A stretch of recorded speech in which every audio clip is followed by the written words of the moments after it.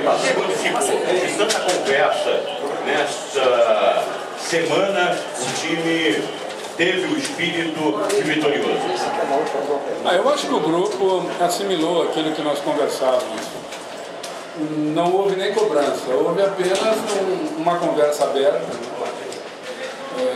expondo ao grupo a nossa real situação e tentando alertar o grupo para a qualidade que o grupo tem, né, e que nós tínhamos que voltar a jogar dentro daquilo que nós já havíamos demonstrado no campeonato, que nós não poderíamos, de repente, numa hora de decisão, ter um decréscimo.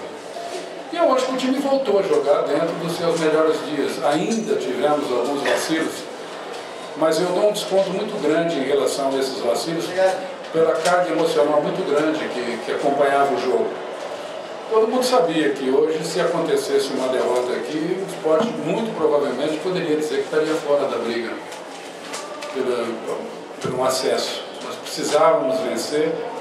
Era um jogo difícil, um jogo contra o líder, um jogo do time que apresenta talvez os melhores números dentro do campeonato, mas havia necessidade de vitória. Eu acho que houve muito empenho, houve muita dedicação, acho que o time voltou a jogar bem, alguns jogadores voltaram a jogar bem.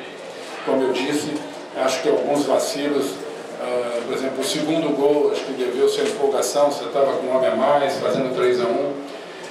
O time tem que ser consciente que se preocupou mais em fazer o quarto do que não levar o segundo. Você não pode tomar um contra-ataque com um homem a mais. Eu tinha 7 jogadores no ataque e 2 na defesa apenas. Isso não pode acontecer. Mas não tira o brilho do jogo que o time fez.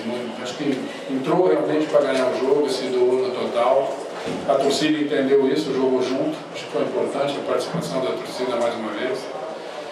E agora voltamos para a luta. Geninho, em relação a esses vacilos que você falou, os 2 gols do Curitiba, houve falhas individuais, e em relação à vitória, deveria ter sido mais fácil, com um homem a mais, quando chegou a fazer 3-1? Eu acho que os gols não falha individual, eu acho que falha do grupo, falha de posicionamento. Acho que na falha de posicionamento você implica o grupo todo. É claro que de repente o adversário vai acabar se vendo mano a mano com o jogador. Mas as coisas, elas não aconteceram no término da jogada, elas aconteceram no início. E as duas foram bola espichada. As duas vezes, nós praticamente com o resultado na mão, tomamos um contra-ataque. Você não pode tomar contra-ataque. Se o adversário vem trabalhando, vem se ajeitando, tudo bem, ele busca o gol. As duas vezes, nós estávamos com 2-0, tomamos um contra-ataque pela direita. 3-1, tomamos um contra-ataque pelo meio. Então acho que houve um erro de posicionamento, um erro que você tem que atribuir a todo mundo, não individual, porque alguém vai ter que ser o último homem, mas ele praticamente está tentando apagar o incêndio. Eu acho que se nós soubéssemos jogar com um pouco mais de tranquilidade, nós estávamos mais perto do 4º gol do que o do Curitiba do segundo. Inclusive nós tivemos, acho que antes do Curitiba fazer o segundo gol, 3 ou 4 chances. Eu acho que aí talvez pode ter acontecido o mal da coisa, né? Porque o jogo começou a se apresentar tão tranquilo que houve um relaxamento. No relaxamento, o Curitiba fez o segundo gol e aí o jogo acabou ficando aquele jogo dramático. Geninho, parabéns pela vitória. A vitória pode fazer aquele estímulo no futebol, essa prova da Série B. O seu time vai perder no Lanterna aqui dentro do Beleza do Retiro, sem você, evidentemente, falava sobre o fracasso do time, o mau posicionamento, o time não acertou o pé. E hoje enfrenta um dos melhores do Campeonato Brasileiro da Série B, que é o Curitiba. A equipe foi ficar para o segundo tempo, depois de 3-1, e faltou o seu time, com jogadores experientes, segurar mais um pouquinho a bola, reter mais a bola, gastar mais um tempo para deixar mais nervoso aí com o adversário e não se lançar no ataque, como você falou? Mas meu time é recheado de jogadores experientes. Eu acho que houve uma empolgação, é o que eu falo. O time não pode entrar no embalo do jogo, o time tem que jogar com a consciência. Eu digo sempre ao jogador que o físico ele é fundamental para a execução das coisas, mas quem comanda é a cabeça. Você tem que saber que você está com 3-1, você tem que saber que o adversário veio com tudo, que teve um lateral que já era adaptado, expulso, então você tinha um espaço muito grande por um lado do campo. Eu coloquei mais velocidade quando eu tirei o Adriano, eu deixei o Elton completamente solto para puxar o contra-ataque, e começamos a puxar um contra-ataque atrás do outro. Mas isso tem que ser feito de uma maneira organizada. Você não precisa sair com 7 no ataque. Contra-ataque você faz com 3, 4. Você tinha que postar uma linha de 4 atrás e aquela linha de 4 tinha que ficar fixa. Mesmo quando o adversário tomasse que ele viesse no contra-ataque, ele ia enfrentar um paredão. E não aconteceu nenhuma das duas vezes. Uma bola foi lançada nas costas do lateral direito e estavam os dois zagueiros. O cara cortou para dentro e fez o gol. A outra, tomou um contra-ataque e tinha um zagueiro e um volante. Indo na cobertura, o cara entrou no meio. Não pode acontecer. Não pode acontecer. Então eu acho que mesmo com jogadores experientes, faltou um pouco de tranquilidade. Faltou, de repente, maturidade ao time para administrar o resultado. Se você administra o resultado, hoje nós poderíamos ter feito, talvez, um resultado até tranquilo aqui. Poderíamos estar saindo aqui com 4-1, 5-1, se nós tivéssemos tranquilidade. Mas é o que eu disse, eu dou muito desconto, porque a semana foi muito difícil. Foi muito complicado. Em cima dos dois resultados negativos, a cobrança era muito grande. O peso que estava nas costas desse grupo era muito grande. Todo mundo sabia que nós jogávamos esse jogo sem margem de erro. Você não podia errar. E aí é complicado. Você jogando só com um resultado é muito complicado. Então, você se viu com o resultado na mão, de repente você se viu com chance de fazer um placar elevado, mas esqueceu que, como você disse, com toda razão, você estava jogando contra talvez uma das equipes mais qualificadas desse campeonato. E essa equipe, claro, não chegou nessa posição à toa. Ela chegou por mérito, tinha o melhor retrospecto fora de casa. Então, eu acho que se esqueceram um pouco disso. Aí você chegou a falar da sua vitória e da sequência que você teve negativa, dos últimos jogos, 2 derrotas, e da importância dessa vitória. Que você falasse um pouquinho mais agora em relação à projeção do esporte para frente. Porque no início você até falou, se perde esse jogo, ficaria difícil vencer o jogo. E agora, o que é que você tem de projeção, o que é que você pensa em termos de pontos para o esporte? Eu não estou pensando em termos de pontos. Nós sentamos essa semana e traçamos uma meta de fazer jogo a jogo. Parou-se de fazer conta. Porque aquele caso, você tinha uma conta, você tinha um planejamento, mas nesse planejamento tinha uma vitória contra o Iguatinga e ela não aconteceu. Tinha de repente até um empate contra a Ponte e ele também não aconteceu. Então agora nós estamos administrando de uma maneira diferente. Traçamos uma nova estratégia de caminhada. Eram 10 decisões, colocamos então 10 decisões. Vamos jogar decisão a decisão. Vamos tentar ir para o Rio, vamos tentar ganhar do Duque. Depois do Duque, vamos pensar no próximo adversário. E assim seguidamente. Então, a estratégia agora qual é? Ir para o Rio e tentar ganhar o jogo do Duque de Caxias.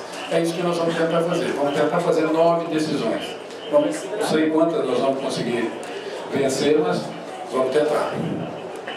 Geninho, no segundo tempo, a gente percebeu uma discussão de Marcelinho Paraíba com um grupo de torcedores que estavam à beira do alambrado. Talvez essa discussão seja porque você pediu para que o jogo fosse um pouco segurado pela equipe do esporte, administrasse a vantagem que tinha e os torcedores não concordaram com isso?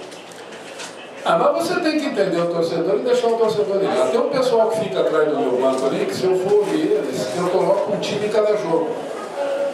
Tinha hoje um sujeito ali que queria que eu tirasse 5. No jogo passado ele queria que eu tirasse o Renato e colocasse o Dadá. Hoje ele queria que eu tirasse o Dadá e colocasse o Renato. O jogo passado ele queria, antes do Romerito entrar, que eu tirasse o Romerito e colocasse o Elton. Agora ele queria que eu tirasse o Elton e colocasse o Romerito.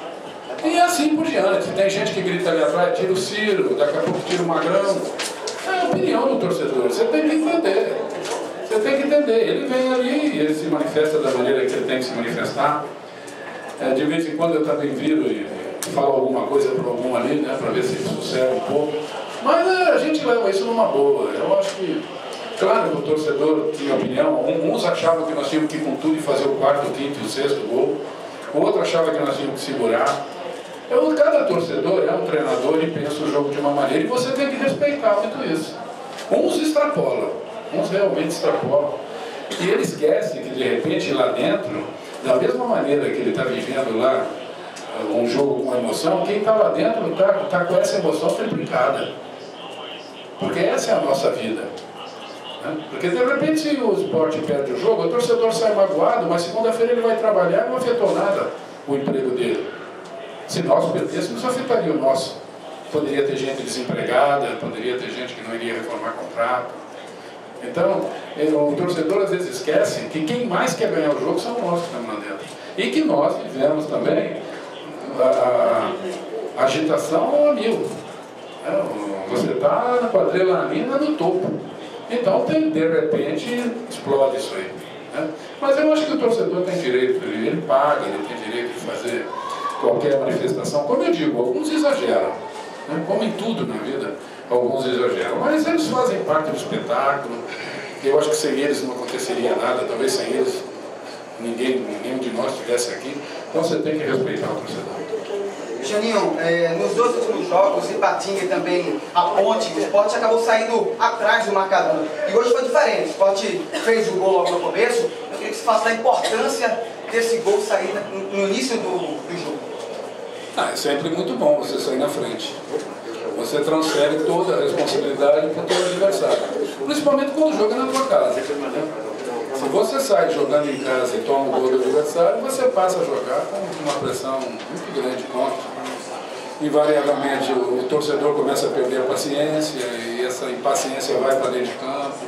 E isso invariavelmente atrapalha. O próprio adversário começa a jogar mais cômodo, ele começa a jogar no teu erro, você se obriga a sair, às vezes até de maneira muito aberta e o adversário acaba jogando assim. É sempre muito bom. Se você puder sair sempre na frente, é sempre muito bom porque você passa a responsabilidade do teu adversário. Geninho, com relação ao que o esporte vai ter pela frente, você fala que esse jogo foi marcado pela carga emocional. Você acredita que essa carga emocional vai diminuir ou aumentar nesse momento? Não, no próximo jogo eu acho que vai diminuir. A pressão estava muito forte nesse jogo. É claro que o jogo ainda é muito importante, a nossa situação não é uma situação cômoda, a nossa situação não é uma situação altamente confortável, não é, mas é diferente do que seria o jogo aqui. Eu acho que é um jogo importante, é um jogo que nós precisamos somar ponto, nós não podemos voltar do Rio com a mão abanando. O time que quer chegar não pode, nessas rodadas que faltam, você não pode se dar o luxo de repente voltar com a mão abanando.